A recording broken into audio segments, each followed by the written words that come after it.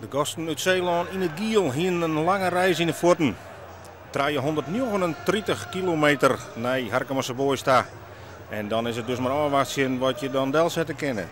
Ja, gesprekken op niveau Pieter Spinder en Robert Veenstra. En die zorgen dat Harkemasse Boys in de beginfase de nodige moeite had om terug de defensie te komen. Barto beziekert het in de tweede minuut. Een aardig afstandsschot, maar te heeg jochten. En dan goed Trojaien van de Boys. En dat levert dan toch weer een gevaar op. Op de nij Martijn Barto en de redding van Hoek. Ja, Barto, de topscorer van de topklasse. Hij wil graag zelfs die topscorer uitbreiden. Hier zorgen we dus een verdediger beziekje. Het is Mart Dijkstra, de man die takken hier naar Cambuur gaat. Maar sinds kort wordt krijgen.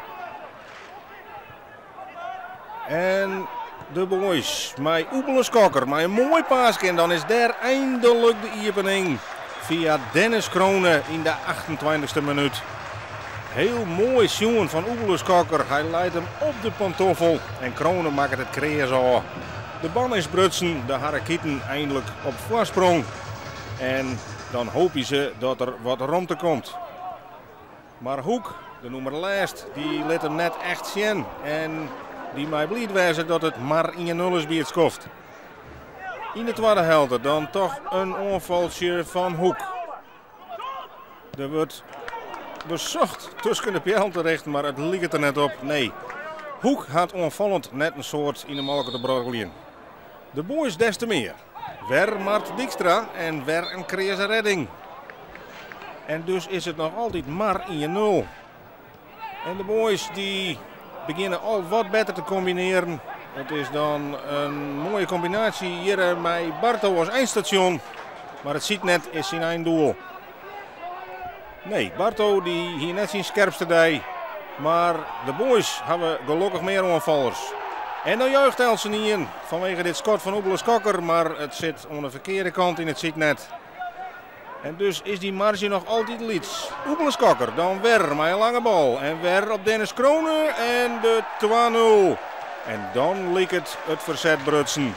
In de 28e minuut wordt het 2-0 voor de Boys. En dan leek het de wedstrijd toch wel eindelijk in de knip. Opmerkelijk hoe lekker dat onvalsduo om elkaar vindt. Skokker en Kronen. 2 keer een assist, 2 doelpunten. En in de slotfase dan komt er toch wat meer ruimte. Het schot hier wordt nog krijgen van Skokker. Daar is René van der Wij, die hard balbezit. Vindt weer Oebeleskokker.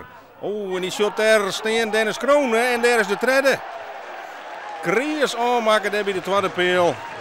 3 assist van Skokker en 3 doelpunten van Dennis Kronen betreft in de 82e minuut de beslissing. De eretreffer van Hoek komt dan toch op het boord. Hussein Bouzamou in de 84e minuut bepaalt de eindstand op 3-1. Ja, we hebben toch wel mensen voorin lopen die met mensen afgerenkt een kantje pakken. Ja, en dat was Kronen 3 keer dus, vandaag. En hij werd ook op een hele nette manier bediend, moet ik zeggen.